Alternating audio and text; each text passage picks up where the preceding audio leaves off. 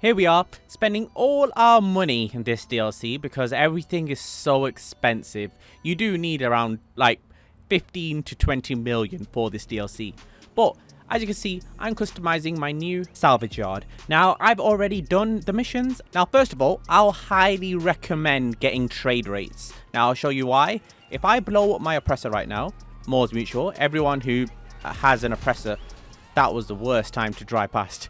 Everyone that has an oppressor would know that it costs 20k normally if your oppressor gets destroyed. Let's see how much it costs me. It costs me 5k. Wait, now it makes me doubt whether the oppressor used to cost 20k. What? And LSC discounts as well. So in the long run, you're going to spend more than 450k repairing your cars and getting normal price for Moore's Mutual as well. So I think 450k is very reasonable. So the tow truck is actually something that's not mandatory to do the heist type missions that you do in the new salvage yard.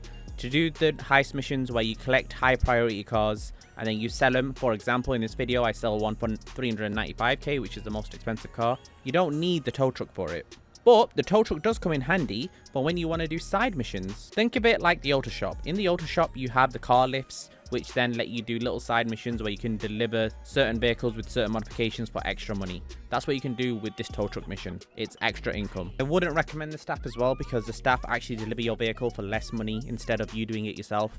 But if you want to be more passive, you can pick staff. When you start these missions for the first time, you have 3 cars to choose from. The Weevil, the Hellfire, and the new Turismo Amigo, which everyone obviously is going to pick because it's the most money as well. So we all try to steal it. And now, in the cutscenes and in the mission, you get the kind of idea that you can sell this car later on for 395k, or you can drive it around. And you can see I didn't really know either, so I wanted to complete the mission to figure this out. It definitely feels like a new mode of transport, just drifting around everywhere. This is something that is really fun, and I think you should at least make one of your cars driftable and then do these missions drifting. Of course, it does make it harder, and you can just use a helicopter and it'll be so much easier, or an Oppressor Mark II, which if you have an Oppressor Mark II, you can do this mission instantly, very quickly. But there's nothing that beats the fun of driving around these new drift modded cars. Yeah, the first missions are really easy. All you have to do is take a picture of the air vents. I had friends helping me here, so yeah, it was super easy and it was done instantly. It is time consuming though. Don't expect like this to be an easy 395k. It is easy, but it does take a bit of time. It takes about 50 minutes to do it. And then there's a second one that, again, they're very easy missions, but this time I would definitely recommend getting a helicopter. I would recommend it for the first one as well, but have some fun drifting. You have to hack into a little signal box first, and then you have to go onto a roof of another building. So get in your helicopter, go to the area, just go on the roof and steal the police helicopter. And that's it, leave the area. It's really simple again. And then there's little side missions, just like real heist, where you have to go access the stun guns. You need to prepare for the actual real heist, which is not a heist, it's like a mini heist.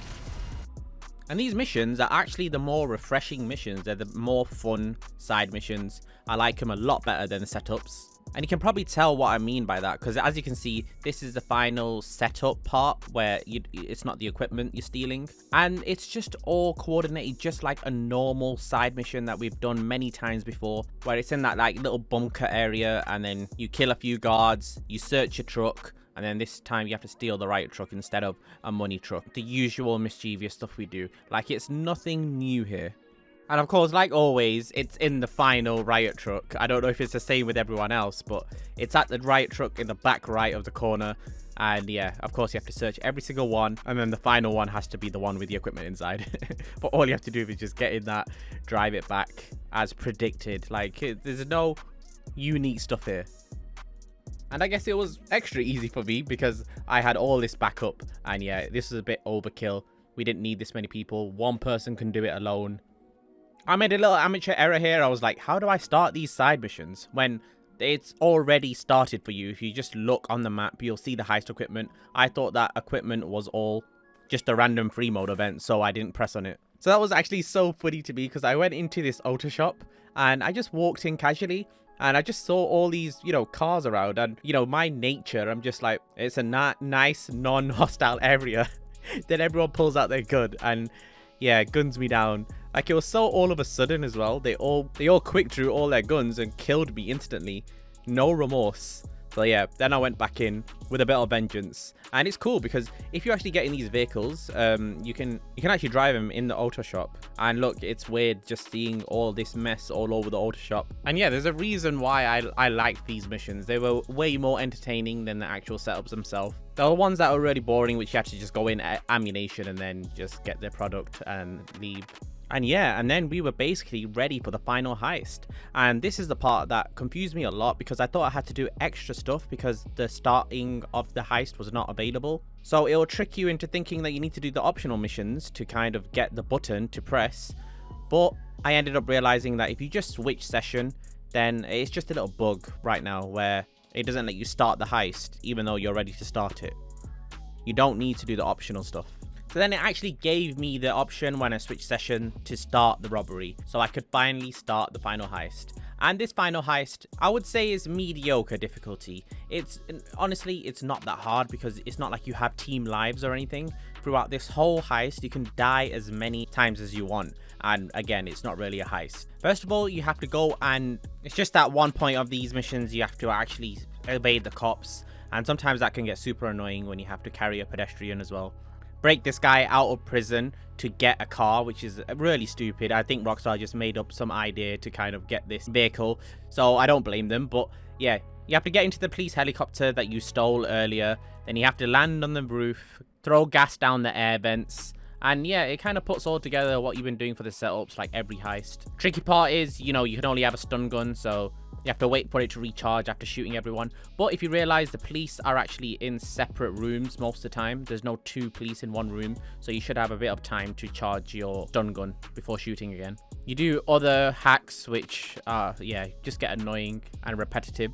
And then the guy who rescued you, King Tiny, is just doing push-ups whilst you're breaking him out.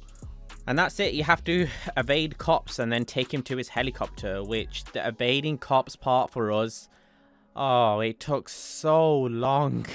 Sometimes you just get those days where running from cops in GTA as a mission is not as simple as it seems. And once you deliver him to his helicopter that runs on miracle juice, it seems, you can go straight to collecting your well-deserved car. So a car that you just steal, you literally have to steal so many different things just to break out the guy that's in jail. And be precautionate not to kill any police officers, to then just get the location of the car you need to steal. This is way too much work, way too much headache. And then when you actually get it back to your salvage yard, you feel accomplished. You feel like you can just sell it on the spot. No. You have to still deliver it. I mean, obviously it's not that hard to deliver it, but after all that, it just seems so silly. But yeah, hopefully you now know what you need, what you don't need. Some little tips, I guess, were in there. And yeah, I hate asking. I know it's... I just hate it. But please, if you're not subscribed, do subscribe.